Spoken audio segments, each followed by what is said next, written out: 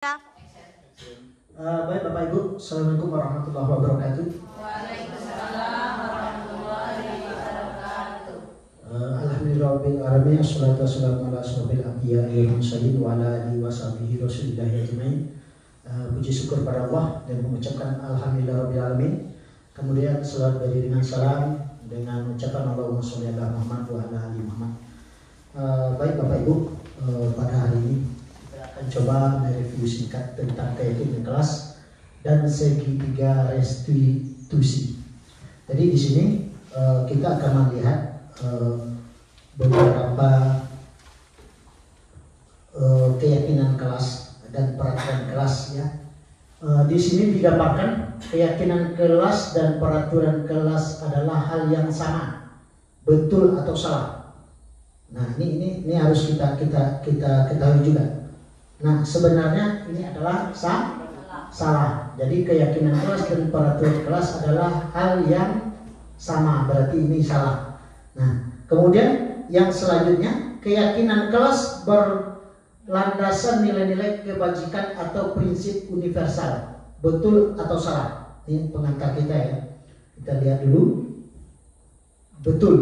Artinya keyakinan kelas berlandasan nilai-nilai kebajikan atau prinsip universal. Nah, ini betul. Kemudian kita lanjutkan. Ini adalah salah satu contohnya ya. Apa nilai kebajikan atau keyakinan yang ingin diangkat dari peraturan-peraturan berikut? Yang pertama, menggunakan helm saat mengendarai motor. Yang kedua, membuang sampah pada tempatnya. Yang ketiga, dilarang menggunakan kata-kata kasar. Nah, peraturan ini ya, atau kebajikan ini diangkat, itu bukan untuk pokoknya yang pertama menggunakan helm saat mengendarai motor, bukan karena takut sama polisi, bukan takut karena ditilang, tapi apa? Untuk keselamatan. Nah, seperti itulah keyakinan kelas yang akan berguna dan bermanfaat untuk keamanan dan kenyamanan anak kita belajar. Kemudian yang kedua, membuang sampah pada tempatnya, bukan takut karena guru, bukan takut karena nanti ditegur sama orang, tapi adalah dalam rangka menjaga kebersihan. Kemudian yang ketiga, dilarang menggunakan kata-kata kasar. Ini banyak sekali terjadi pada anak-anak kita, dan ini selalu bersikap positif kita. Ya. Kemudian kita lanjutkan yang selanjutnya.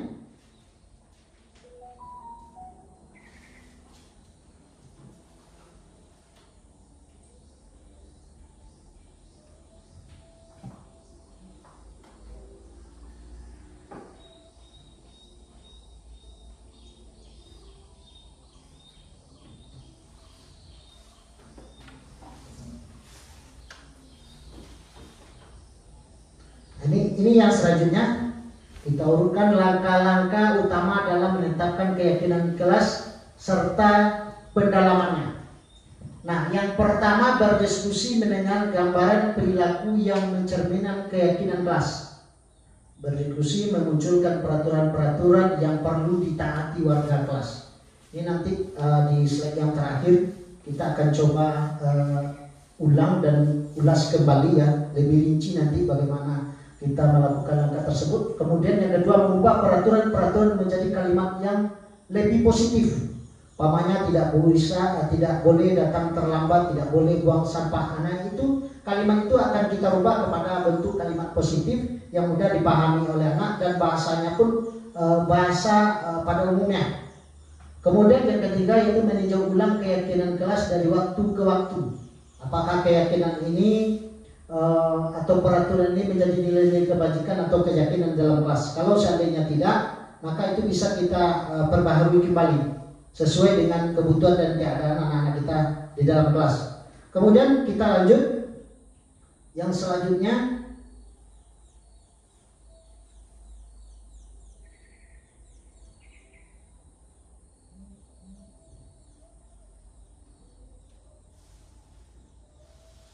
Nah, ini adalah 3 tahapan dalam melakukan restitusi.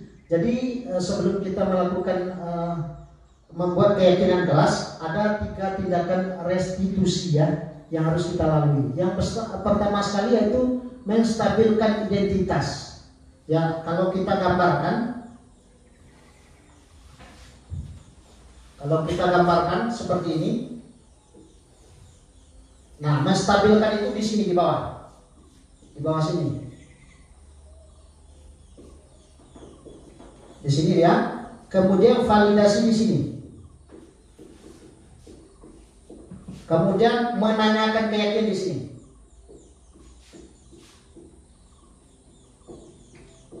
Di sini letaknya. Kemudian dalam menstabilkan, di sini muncul beberapa pertanyaan, ya. Beberapa pertanyaan, contohnya, oh ya, Bapak yakin, bukan kamu saja yang berbuat seperti itu. Dulu Bapak juga seperti itu. Oh, Bapak yakin, ya, bukan kamu saja, mungkin teman kamu juga seperti itu. Jadi kita stabilkan dulu, supaya apa? Supaya anak itu tidak merasa bersalah. Dia akan merubah keyakinan pada dirinya. Kemudian validasi yang selanjutnya, validasi yaitu tindakan yang salah. Ini dia, kita lanjutkan dulu.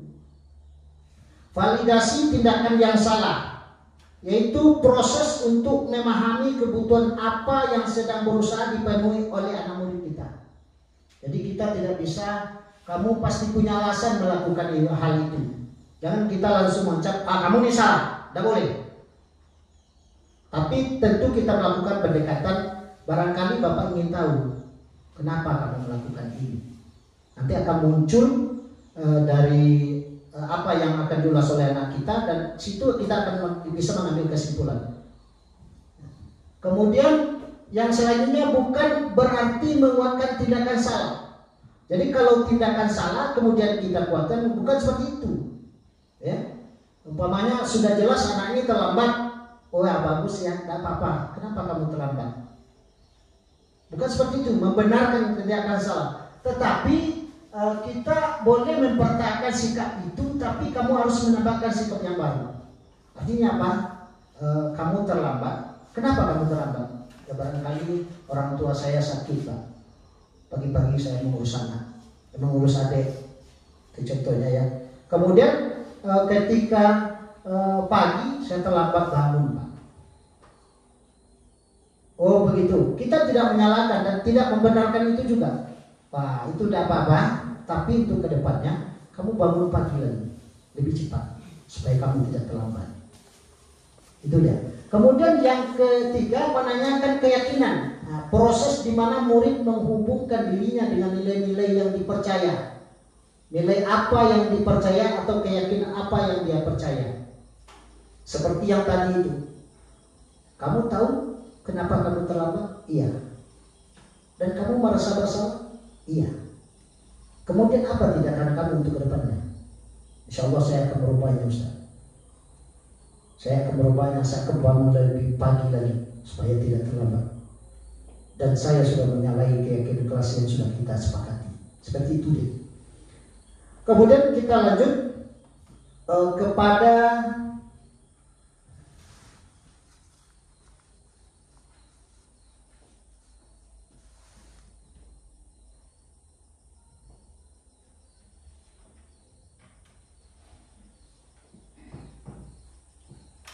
dari 3 tahap ini. Kemudian kita lanjut kepada 5 kebutuhan dasar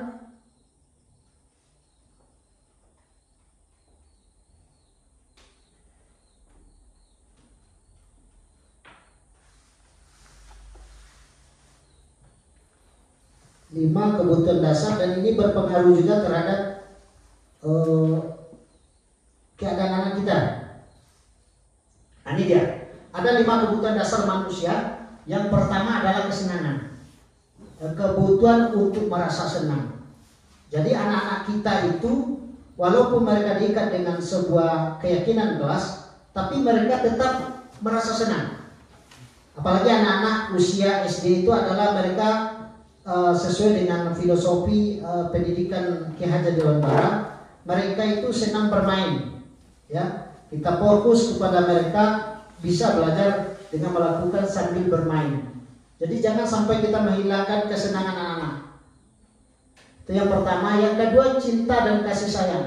Ya, Kadang-kadang kita melihat bahwa kebutuhan setiap manusia itu menerima kasih sayang, ya, berkoneksi. Jadi setiap kita manusia ini butuh cinta dan kasih sayang. Tidak ada orang yang tidak butuh cinta dan kasih sayang. Sekalipun dia hidup sendiri, ya, pasti dia membutuhkan. Apalagi kita sebagai makhluk sosial, kita tidak bisa terlepas dari itu. Nah, ketika ini terjadi, ini pada umumnya terjadi pada anak-anak yang pada umumnya bermasalah, ya, bermasalah dari keluarganya atau dari dirinya sendiri, tidak membuat PR, bajunya tidak lengkap, pakaiannya tidak rapi. Ini terjadi pada anak-anak yang seperti itu, ya. Dan ini bisa kita atasi. Bagaimana mengatasinya? Tentu kita memenuhi kebutuhannya, semacam perhatian, ya, itu adalah kebutuhannya. Dia perlu disayang, dibelai dengan bahasa yang baik, ya, bukan dengan bahasa yang kasar. Ini kamu sudah salah nih, mengapain kamu sudah? Ini tidak boleh.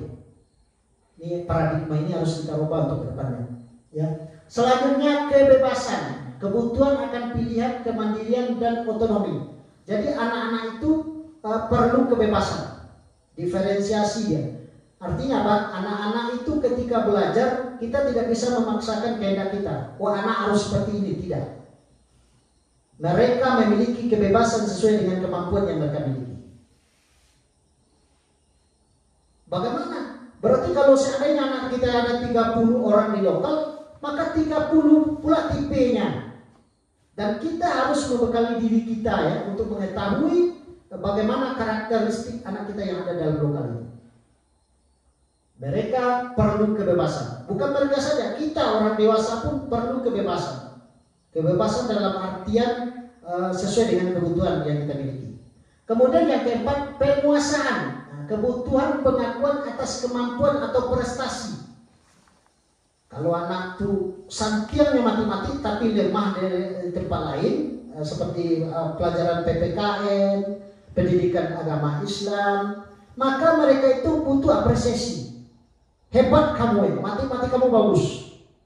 Coba tingkatkan lagi. PPKN-nya tingkatkan lagi, banyak lagi menghafal. Kadang-kadang anak-anak itu tidak menguasai pelajaran seluruhnya, ya.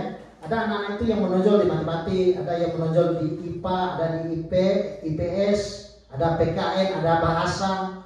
Masing-masing anak-anak itu memiliki kebutuhan yang berbeda-beda. Kemudian yang selanjutnya, bertahan hidup. Nah, ini adalah kebutuhan fisiologis, ya. Rasa lapar, haus, ingin beli emas, nah, termasuk itu Bapak Ibu. Itu adalah kebutuhan fisiologis. Kemudian yang keduanya psikologis, rasa aman. Nah, disinilah titik, ya, di mana kebutuhan anak-anak itu mereka merasa aman dan nyaman ketika mereka berada dalam lokal. Jadi proses pembelajarannya itu akan lancar, tujuan yang akan kita capai itu akan sesuai dengan target yang kita inginkan. Itu dia. Kemudian kita lanjut kepada praktek keyakinan kelas. Kita coba, ya.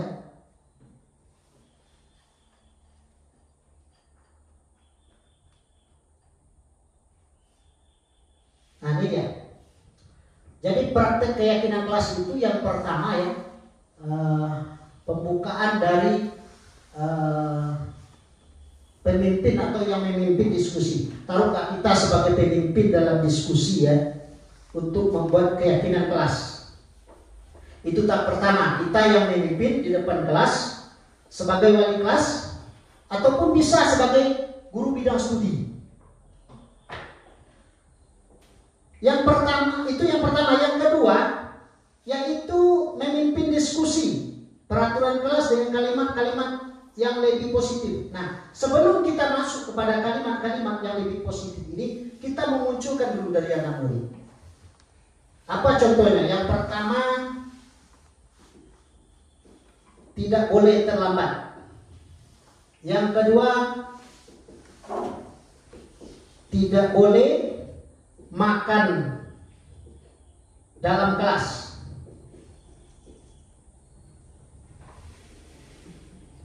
Yang ketiga,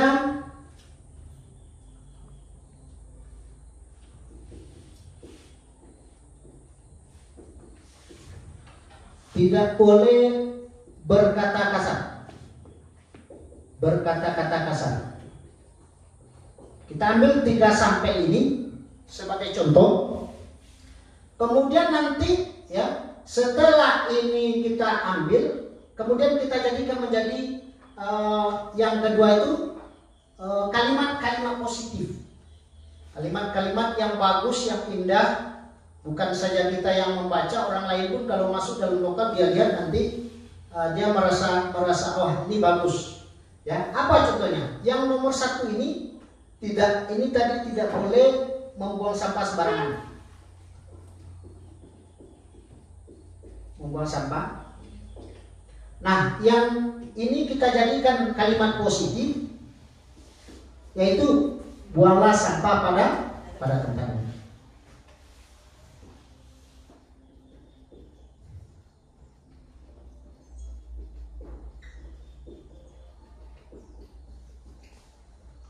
Kemudian yang kedua, tidak boleh makan dalam kelas. Nah, kira-kira bahasa kalimat positifnya apa? Makan dan minum ketika jam istirahat.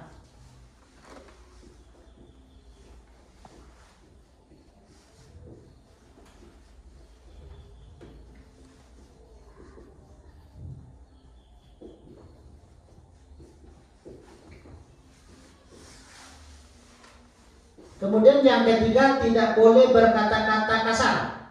Nah, ini kira-kira apa kalimat-kalimat positifnya? Berkata yang sopan, bisa jadi. Nah, kalimat positifnya kalau seperti ini bahasanya, itu yang cocoknya adalah saling menghormati.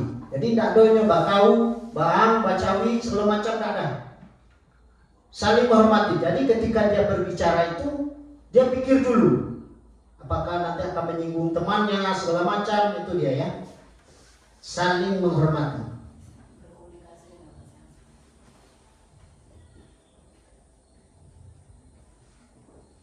Itu dia, saling menghormati. Nah, dari 3 ini ya, nanti kita lanjutkan. Kita bisa dia digabung. Nanti kalau dia banyak bisa digabung.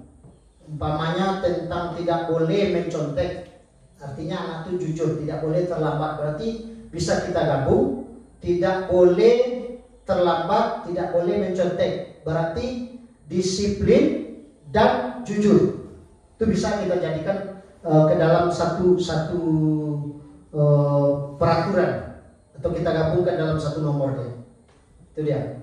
Kemudian kita lanjut, kita diskusi pendalaman keyakinan kelas menggunakan tabel T dan tabel Y. Ini dia. Kita pindahkan keyakinan kelas ini ke dalam bentuk tabel T dan tabel Y.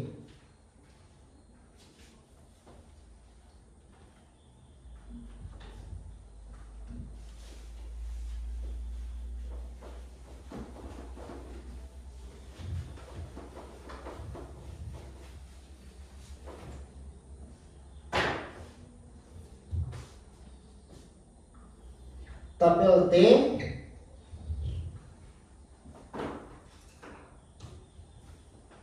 ini seperti huruf T ya. Tabel T ini terlihat seperti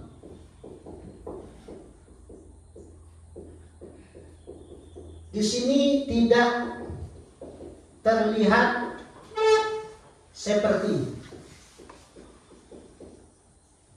Nih, apa contohnya tadi? Terlihat seperti membuang sampah pada tempatnya.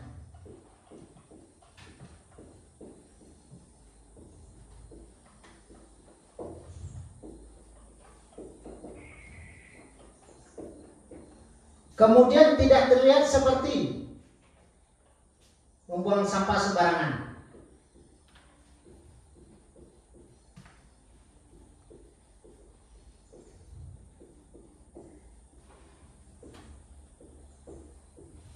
Kemudian yang kedua tadi, tidak boleh berkata berkata kasar. Ya, ada tadi tidak boleh berkata kasar. Di sini berbicara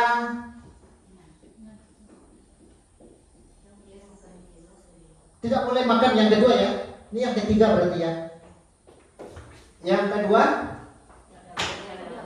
makan dan minum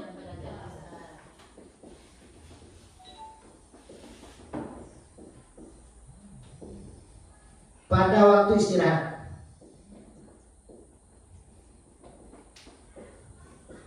Tidak terlihat seperti, ini dia kebalikannya, makan dan minum dalam kelas.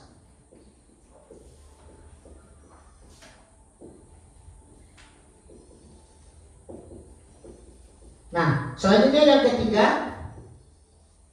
Yang ketiga tadi, apa yang ketiga dari Bapak Ibu? Berbicara dengan sopan. Berbicara dengan sopan, lemah lembut,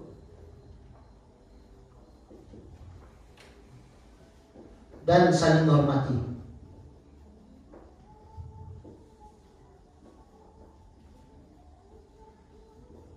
Di sini baru kelihatan dia berkata kasar. Berkata-kata kasar. Nah, kemudian dari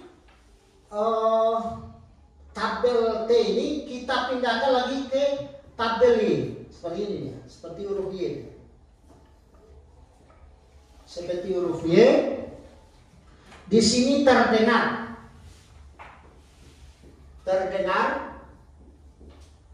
Kemudian yang selanjutnya terlihat.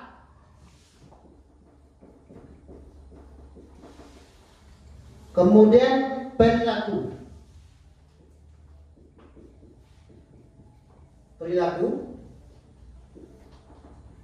Nah, terdengar ini saling menghormati. Di sini saling menghormati.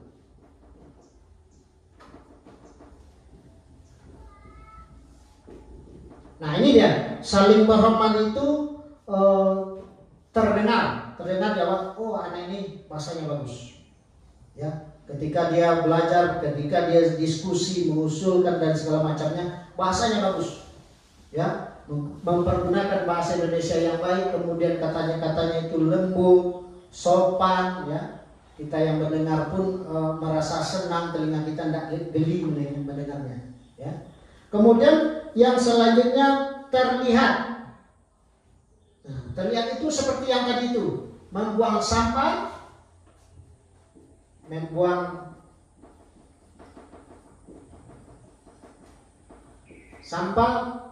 pada tempatnya.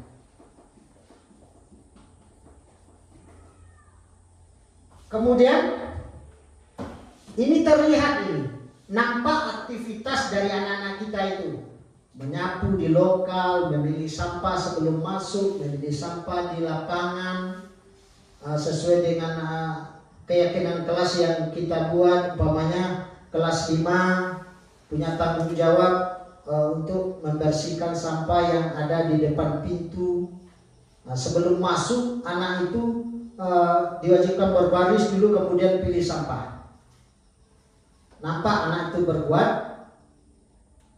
Kemudian di dalam lokal seperti itu juga. Kemudian perilaku lagi. Kemudian saling mengingatkan. Di sini saling mengingatkan.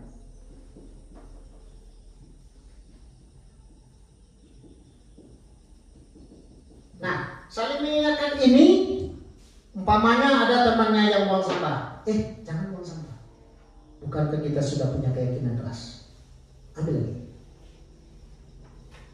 Atau ada temannya yang mengapa kau tuh? Mengapa tuh? Tidak boleh. Tidak boleh. Sesuai dengan keyakinan kelas kita.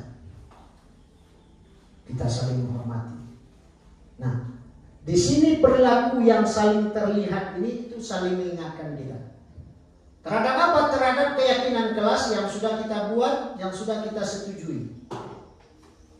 Dan masing-masing kita sama Dan efek daripada mereka tidak melakukan seperti yang terlihat, terdengar, perilaku, tidak ada dia lakukan satu pun, anak-anak ini bisa kita panggil.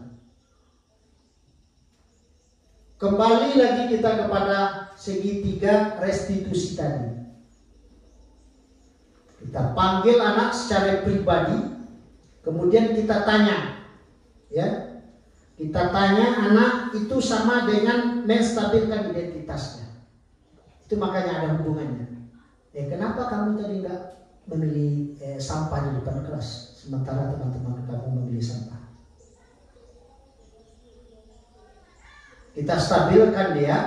Kemudian apalagi validasi kebutuhannya. Kita tanya dia, kenapa kamu tidak melakukan itu? Apa sebabnya?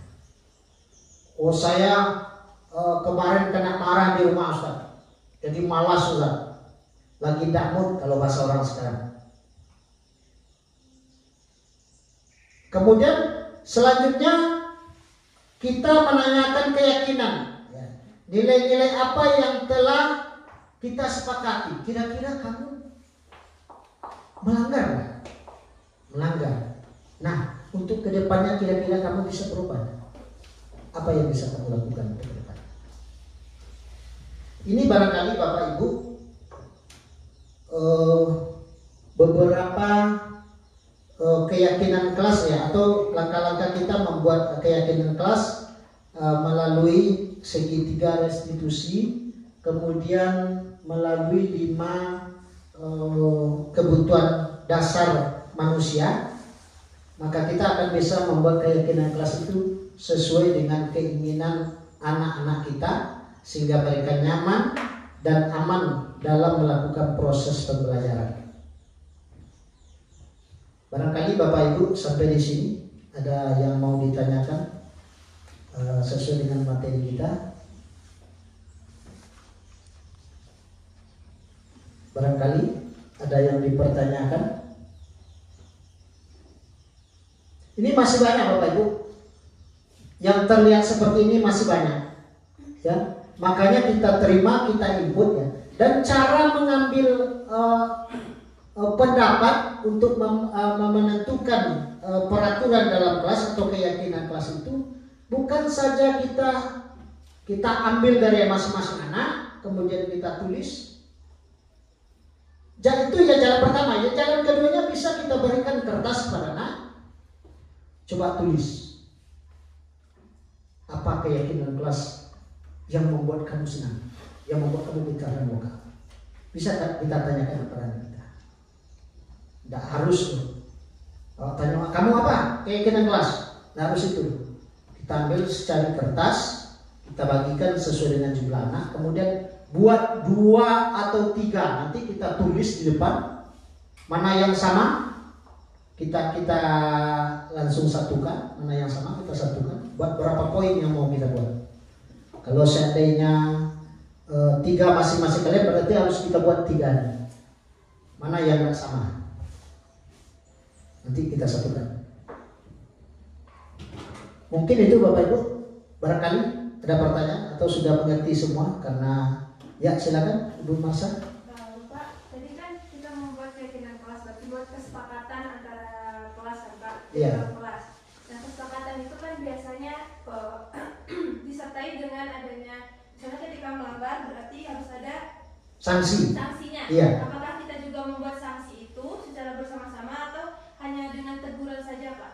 Nah, sanksi itu juga bisa kita buat sesuai dengan keyakinan kelas, kesepakatan kita. Tapi kalau usahakan ya, kita sebagai guru itu bukan memberi hukuman, tapi sebagai manajer. Manajer itu artinya kita memberi solusi untuk satu perubahan. Kalau hukuman barangkali entah kok itu nyojole, itu barangkali bisa kita lakukan hukuman. Tapi hukuman yang mendidik ya, bukan memberatkan. Nanti takutnya kita nanti dia tamat, dendam dia sama kita. Serbo di simpang nak sapo, serbo di jalan yang membunuh segawan, panjang sih muncul kawan. Jadi itu tergantung kepada kita. Umpamanya sanksi yang pertama kita buat di sana kesepakatannya dinasihati, dipanggil ya. Kemudian yang kedua baru sanksi seperti hukuman kamu harus menghafal kali-kali umpamanya. Kalau di pelajaran agama kamu harus menghafal 5 surat pendek. Tentukan suratnya. Jangan yang terlalu sulit. Artinya apa? Ketika anak itu bersalah, dia menerima sanksi, sanksi pun akan mendidiknya. Bukan memberatkannya. Tapi yang bagusnya itu memang kita teliti dulu apa kebutuhan anak itu. Tanya dulu, kenapa kamu melakukan ini? Kadang-kadang kita selalu mengklaim anak yang umpamanya sering tidak buat PR umpamanya kan. Tahu-taunya anak ini tidak memiliki ibu dan bapak. Dia cuma hidup sama kakek dan neneknya. Yang kehidupannya pas-pasan. Ini perlu kita pikirkan ini. Jangan selalu kita mengklaim anak ini, wah kamu salah segala macam. Tidak. Itu yang harus kita perhatikan.